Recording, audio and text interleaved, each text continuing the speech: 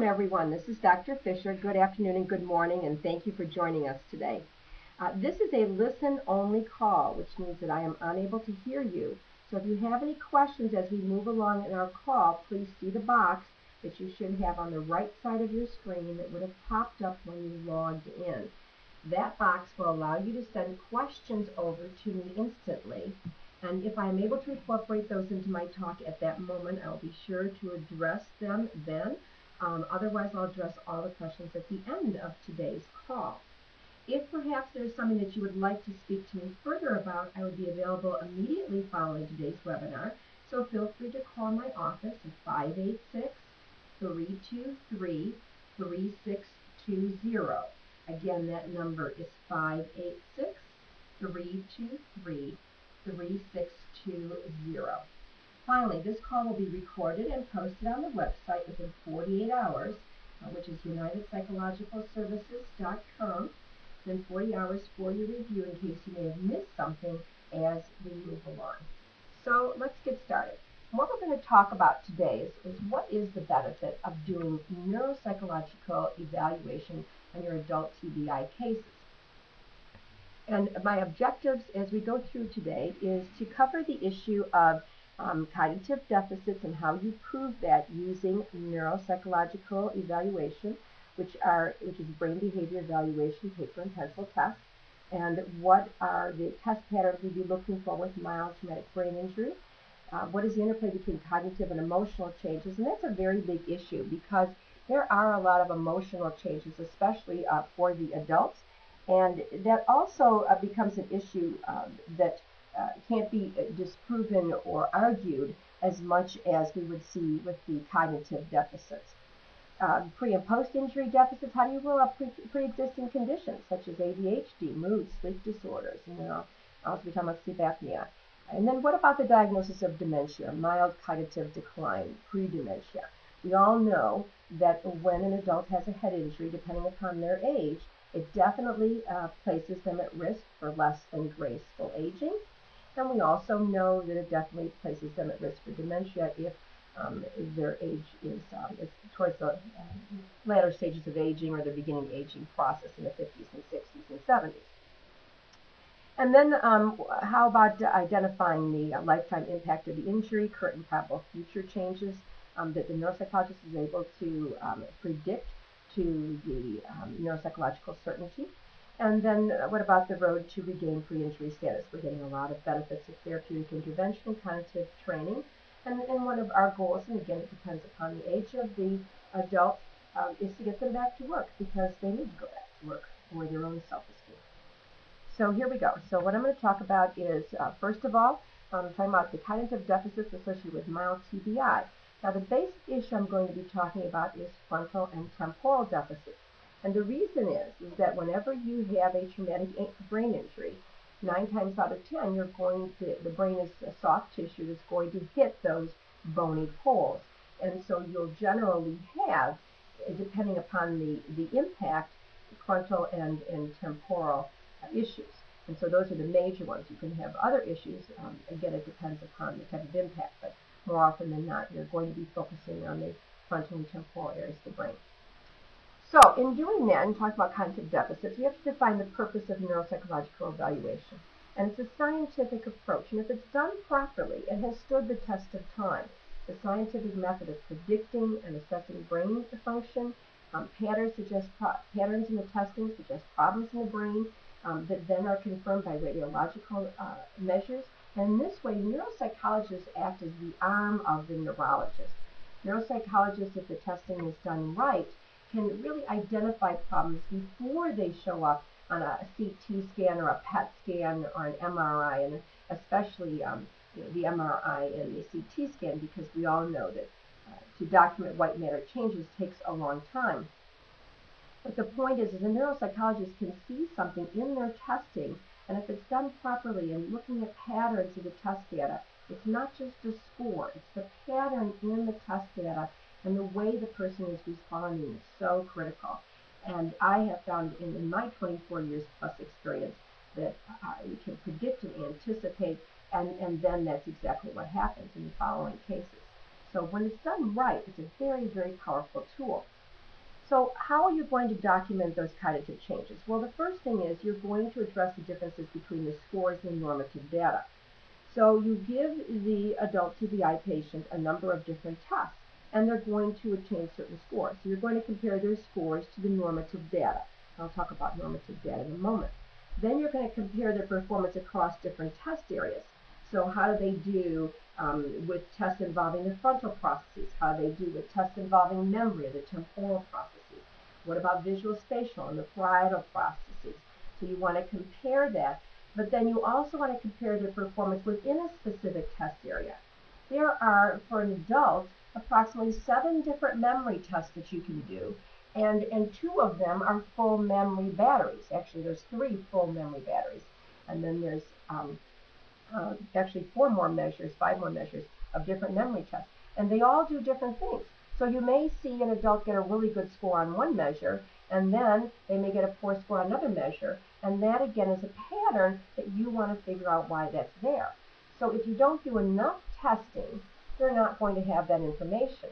And that's really the art form of neuropsychological evaluation, to know what tests to use, when to use them, not in a cookie cutter manner, but to take each patient, and depending upon their age and the injury and their symptoms, and then what you observe as they're testing and the evaluation, that determines your process of what tests you're going to use and what tests you're not going to use. So just for a reference of normative data, and a lot of you may already know this, but each test has its own normative data, and that's used to compare a score. So you have someone taking, like, let's say, the California Verbal Learning Test, and everyone knows about it, the verbal listening test, and they get a certain score. That score is compared for their age and their gender to other individuals the same age that are supposedly normal, and that when that test was standardized, that was the population it was standardized on. So as a result, you're going to compare the person's score to what is expected for their age and their gender, and those are the norms. So each test has its own normative data. Now the problem is, let's say that there's a certain set of norms for, let's say, the California Verbal Learning Test. There's another set of norms for the Brief Visual Spatial Test. There's another set of norms for the Wide Range Assessment of Memory and Learning. They're all different norms.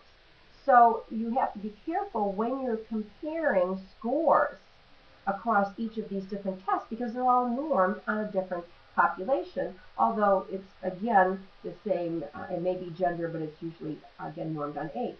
So you have to be careful about that, and those are issues that people raise in meeting the Daubert standard, or if there's a critique of a neuropsychologist, those would be some of the critiques that would be raised by an IME. So basically what you want to do is look at the patterns in the performance, and that's what you compare, not so much the scores, but you compare the scores within a particular test battery. So when you're doing neuropsych testing, you want to have tests that are contained within a battery, because then you have the same normative sample to compare, and yet you also want to have different tests to see the patterns and how the person responded. And that's where the art form comes in. Now the gold standard for neuropsychological testing, as we all know, is the Halsted-Raytan battery. It is held up under Daubert and Frye, and that battery allows the individual to be assessed across different types of functioning up through the whole brain, whether it be motor and sensory, whether it be frontal, temporal, across all areas of the brain, and it was normed and standardized on a brain-injured population as well as a normal population. So that's why the Halsted-Raytan is a gold standard. Unfortunately, many neuropsychologists are using parts of that. They're using different norms than it was originally standardized on, which is the Raytan norms. And as you may be aware, there's a whole feud going on, and those people who are schooled in Halsted-Raytan firmly maintain, which is held up in court as well, that the norms need to be based on the Raytan norms. But the most important thing is people should not be giving pieces of that battery.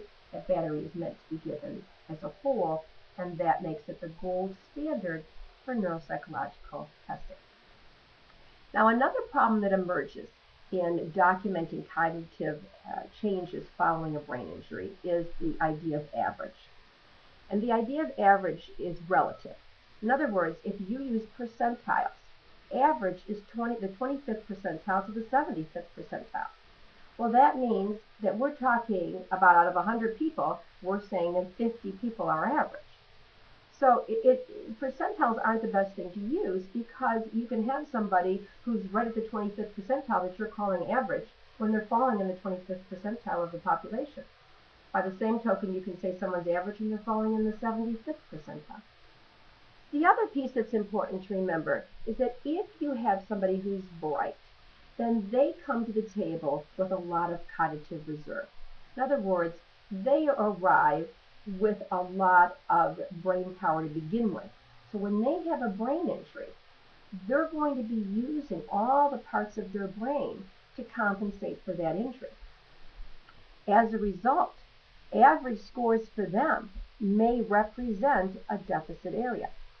In other words, if they fall 2 standard deviations above the mean in the superior range, they use their superior ability to compensate for a deficit that may be in the below average range, and they land in the middle, and the score appears average. We call it regression to the mean.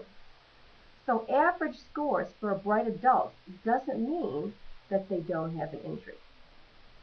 Now, I'll give you an example of a woman that we have recently been testing at the clinic, which is a wonderful example. And what's happening to her is she is 58 years old. And she is a very, very bright woman. And she has had actually 2 head injuries. And we've been doing cognitive training on her through the years. Visibly, when you see her, she looks deteriorated. And she will tell you that she's not sleeping well. She has a number of different issues. And she is struggling at this point in time.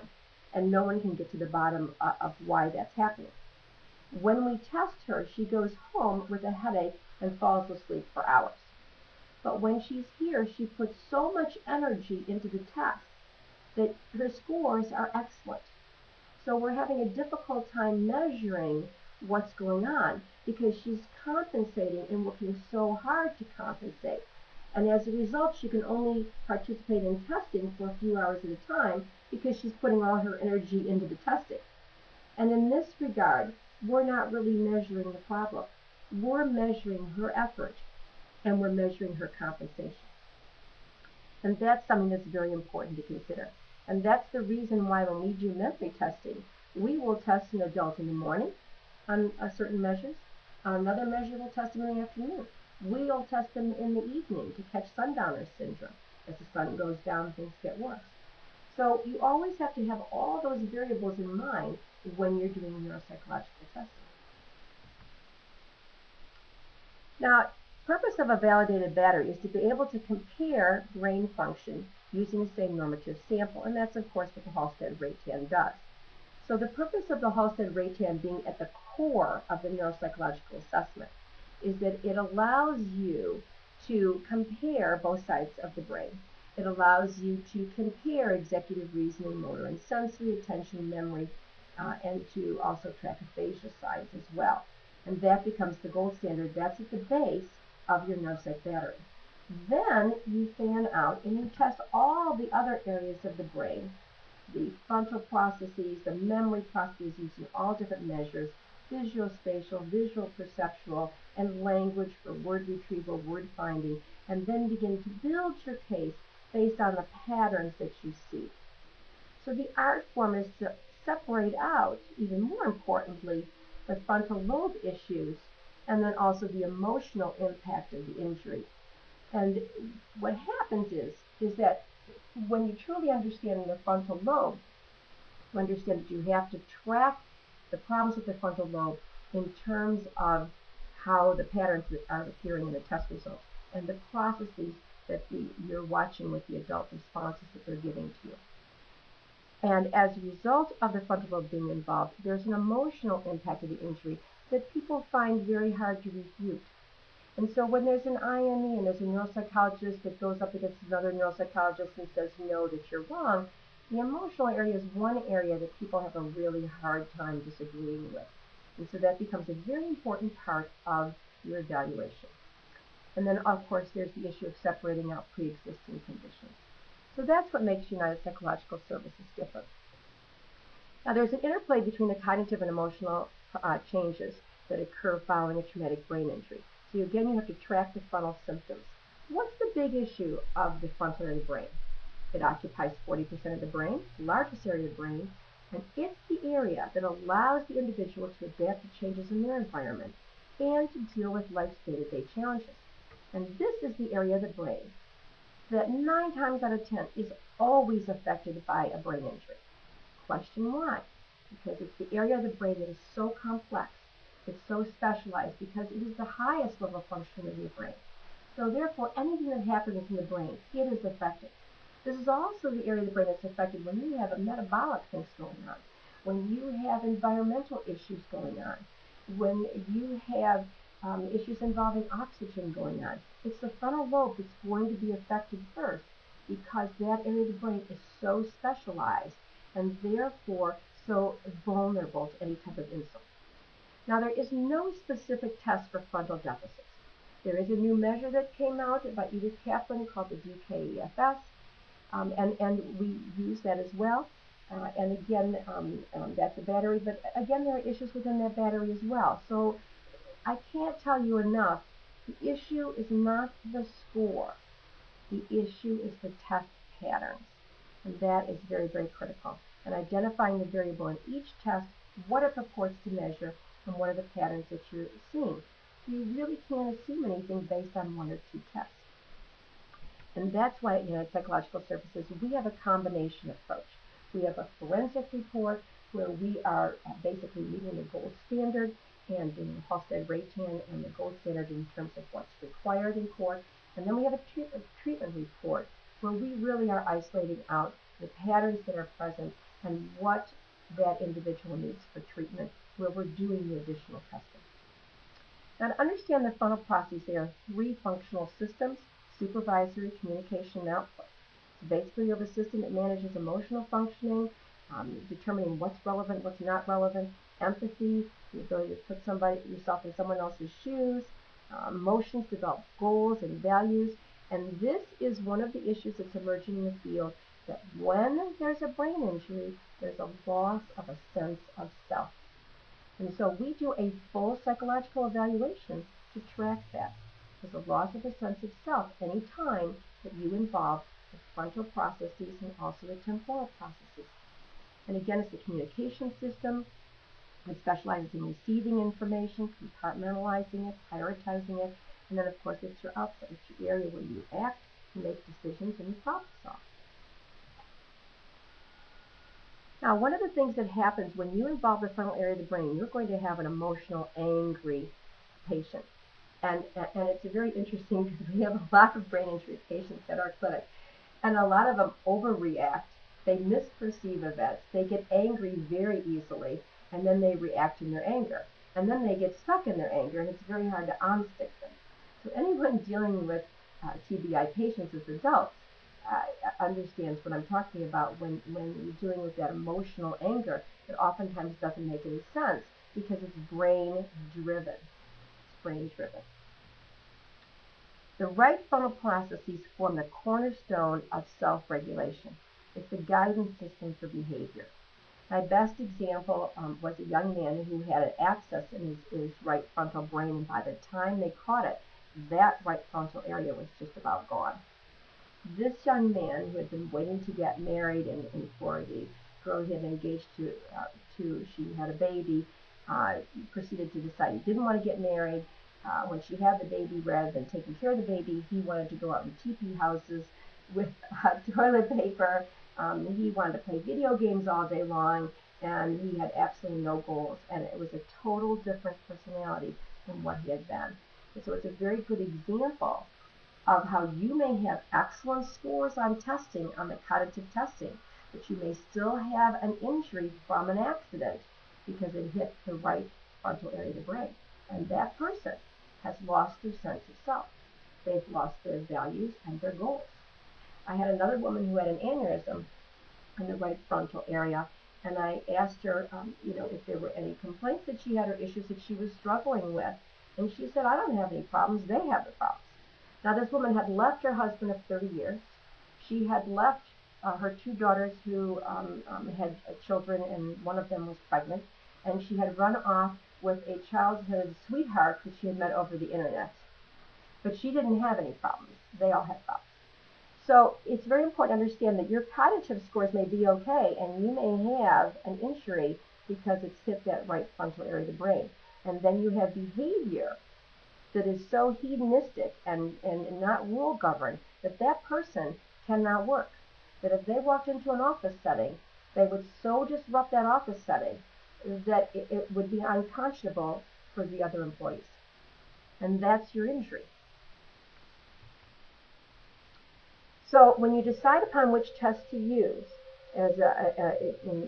for neuropsychological testing, you're going to want to look at cognitive and achievement. You want to look at what their background is, what their ability is. You're going to want to assess frontal and temporal deficits.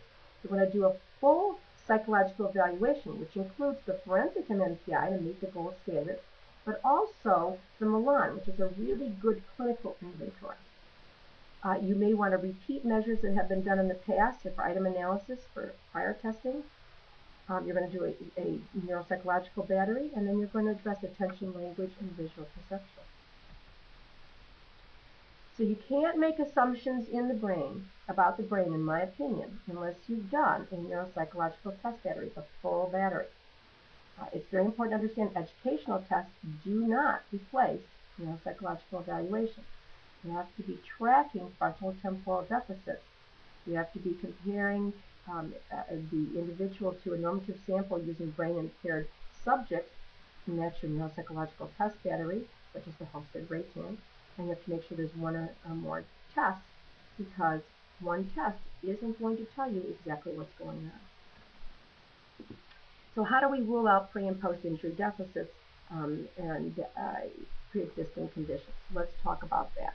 Let's go to ADHD. You want to separate out what is ADD due to a genetic disorder versus an acquired attention disorder. And that's going to be in the pattern of the test results. There's a difference in the test results, and we've been using the same battery for ADD for over 20 years. And there's a difference in the test results when there is an injury or something else going on. Instead of distractibility, it appears more like selective attention. Selective attention is an issue involving the frontal processes. There's a test that we use for information processing. If they have a memory problem, then we can go back and we can track that.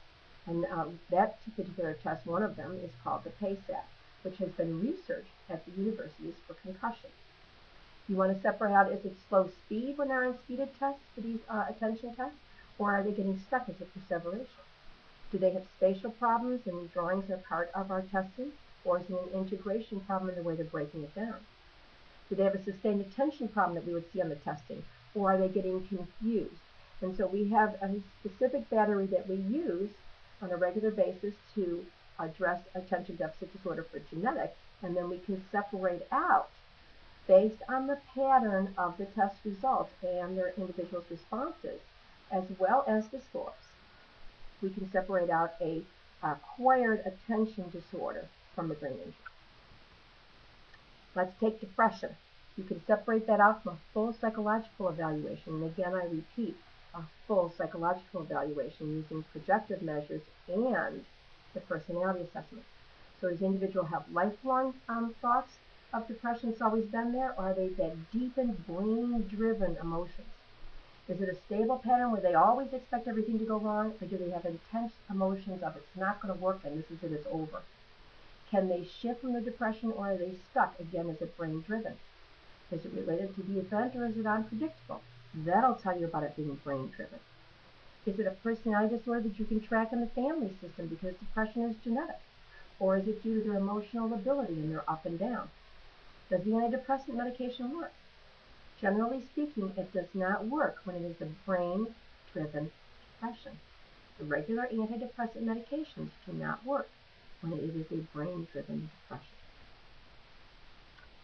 There is a type of depression that emerges with brain injury, and it's called schizoaffective depression. And it's the marriage of schizophrenic thinking and depression. And the reason is that when you involve the frontal and temporal areas of the brain, and the research clearly documents the anterior temporal area of the brain, that's where schizophrenia lies. Schizophrenia is typically a genetic disorder. But what we see on a common basis is that when an individual has a brain injury and you hit those frontal processes, remember, The right frontal area is what governs the emotional area of the brain. So the individual loses their ability to define what is reality and what is not reality. So when you hit those right frontal processes, and that injury is there, 9 times out of 10, you're going to end up with the individual becoming schizophrenic. When it's combined with depression, you now have schizoaffective depression.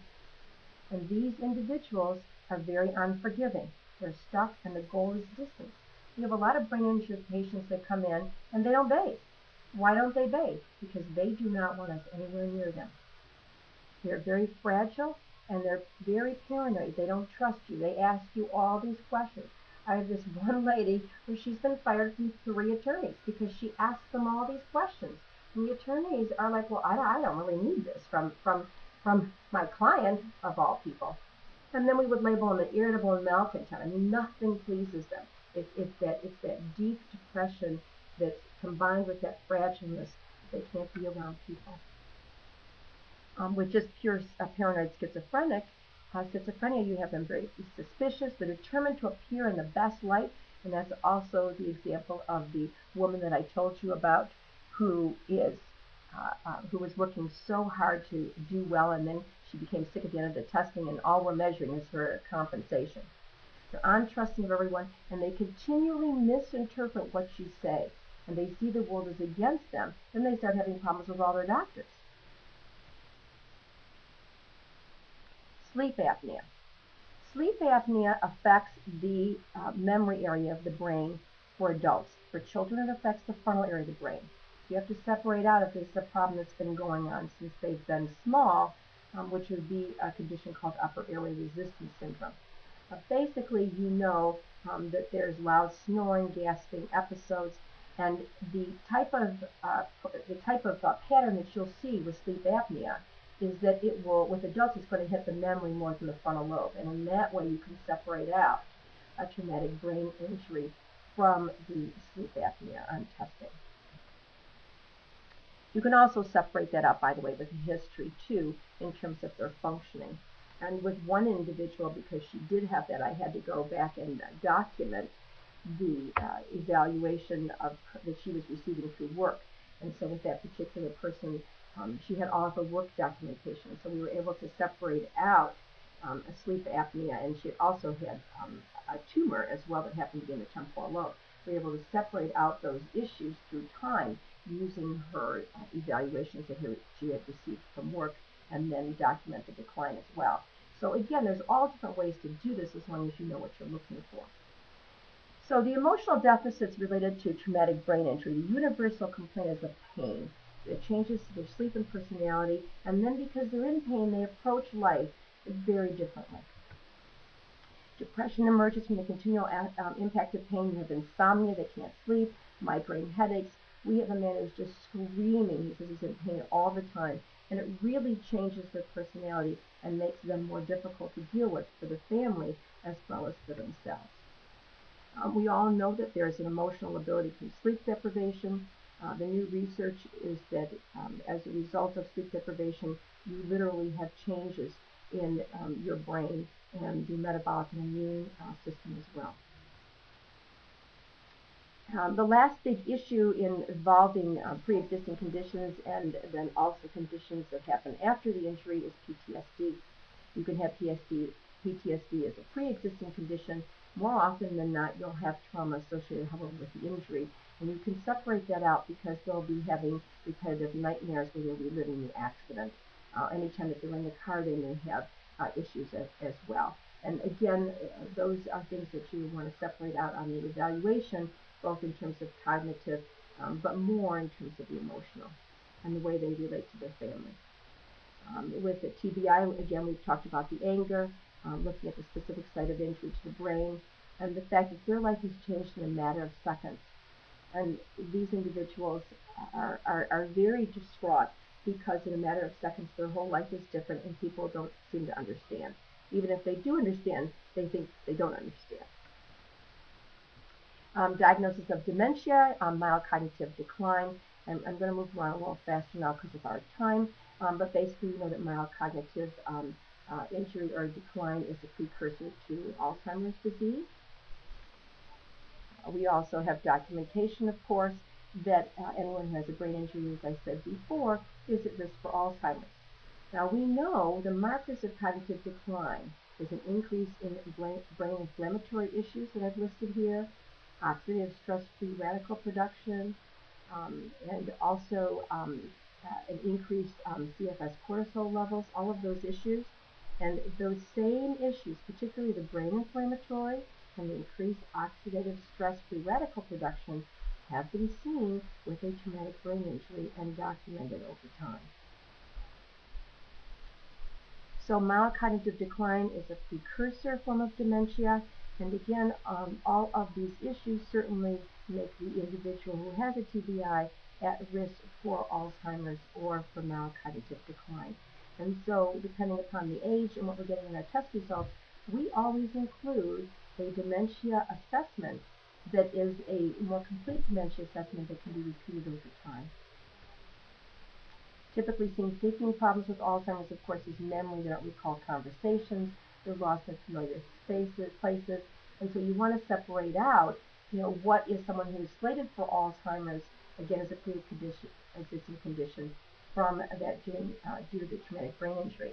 And I had an interesting case of a lady who was on a plane and got hit with a suitcase, and she was at risk for Alzheimer's. However, hitting her on the head with a suitcase brought it out, and she was very much in Alzheimer's when we tested her. And so we were able to document that she was at risk for that there were things happening before that, but also that the injury certainly exacerbated that process and moved her right into the heart of Alzheimer's.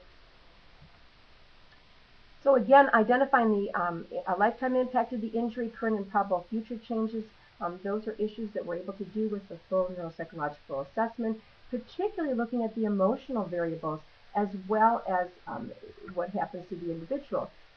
Too often they cannot return to the work that they've done all their life. We have a couple of case examples of that now because of the back injury or the neck injury, and they really lose their sense of self. Not only because of perhaps injury to the right frontal area of the brain, but also the fact that they can't do what they used to do. So the prognosis, you have to consider all of those factors: psychological status, sense of self, dementia, and the fact that we have now impacted their ability to age gracefully. The road to regain pre-injury status. Again, you can't regain pre-injury status completely ever, in my experience, but you certainly can function better than we're functioning beyond that window of spontaneous recovery. And we've had excellent results over the last 10 years with our therapeutic intervention and cognitive training program. The brain training program, we use pre and post testing. We're working on improving frontal and memory processes. The memory processes we find improve rather quickly over time. It's the frontal processes that take a longer time. And the program has been absolutely excellent in a number of cases to either prevent the onset of dementia or helpful to address diagnosed dementia as well.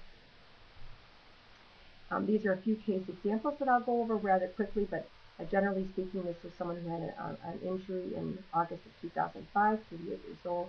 She was tested in December of 2006 and then again reevaluated in July of 2007 and had the brain training, and you can see how she definitely improved. So she went from being below average, 1 standard deviation below the mean, to 2 standard deviations above the mean on the written portion of this measure, which is a measure of full brain functioning, the symbol digit modalities test. And on the oral score, she went from an average score to, again, 2 standard deviations above the mean, and there is no medication intervention. This is the same woman. This was our memory test, the RAMO that we used. Again, 38 years old, tested in December and again in July. She went from a screening score, which is memory retention of 74, which is in the impaired range, to a score of 112, which is in the high average range. And then she went from a recognition score of 74 to 126, which is in the superior range. So we're getting great results with memory. Another one is an individual who had an accident in July of 2006, 43 years old, tested in January and then again in June, brain training for 6 months. And again, it was on a visual memory test in terms of her recall, So she went from a score, these are T-scores, of a 23, which is almost 3 standard deviations below the mean, in the well below average range, to a post score of 57 in the high average range, and from a 29, which is in the below average range, to an average score of 52. We're getting great results with memory. Now, this is an individual where we separated out spontaneous recovery. So she was tested on actually a CBLT, a list learning task, in November and then again in January. And you can see in those 2 months she had spontaneous recovery, which everyone does have within the first 3 to 6 months from the injury. However, the gain that she has from January to June is the result of the brain training program. And she ended up going from a score of 36, which is the T-score, the below average range, well below average range, to 62 in the above average range. No medication again. And then the last one, and this is an individual who happened to have two traumatic brain injuries. And we've been, she's had the brain training over time. She had an accident in 2005 and again in 2006. Between 45 to 48 years old, we've been doing the program, and she has basically held her own. She hasn't gone down in verbal recognition. In the visual, however, she was able to go from an average score to a 135, which is in the gifted range. She is a visual learner. So what we're finding is the program does help them hold on to and not lose functioning, and she did still have a gain on the verbal test, but they're also still able to make progress in their areas of competency as well. So the winning combination, we do a forensic and treatment report. We have a treatment team at United Psychological Services and a top forensic consultant team, so that we separate out the issues to provide the adult with full care. Diagnosis is the key. We identify the specific deficit areas for treatment, and then address also any additional disorders that might be going on. We do cognitive training and brain training to target the specific areas, as well as family therapy, because this person really changes, and that affects everyone in the family. And then we reassess them to determine their ability to return to work. What's unique about United Psychological Services? We specialize in TBI evaluations and have been doing it for over 20 years. We understand frontal lobe disorders, and we truly do understand frontal lobe disorders, and that's been our work that we've done for the last 5 to 6 years. Our evaluations are known as being the most comprehensive. We perform all the testing that would typically be seen in separate reports rather than in one comprehensive report, and our typical comment is this is the most comprehensive report that I have ever seen from attorneys. So what we offer is a comprehensive treatment report by a team of specialists with detailed suggestions for intervention. And then we have we manage the TBI case interfacing with the specialist, the primary care physician, the neurologist, the attorney. We do all of that management.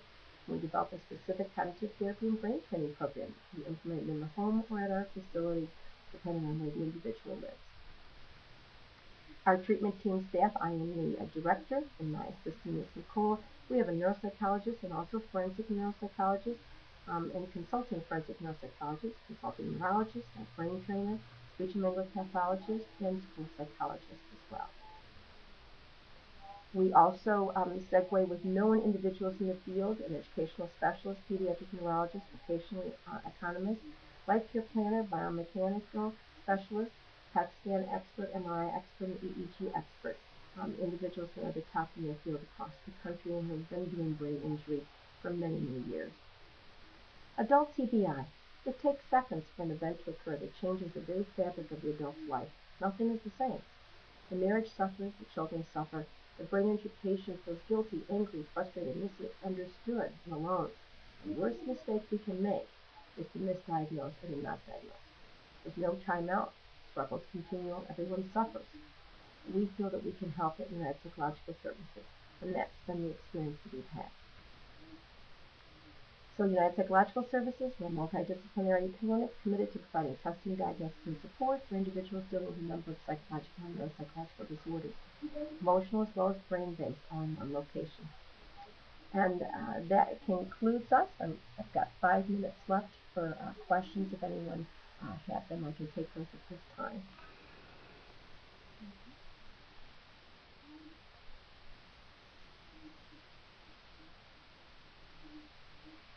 So apparently I've done a good job at everyone understanding what I've said. If you have any other questions, please feel free to contact me personally at 586-323-3620. And thank you very much for participating in today's webinar.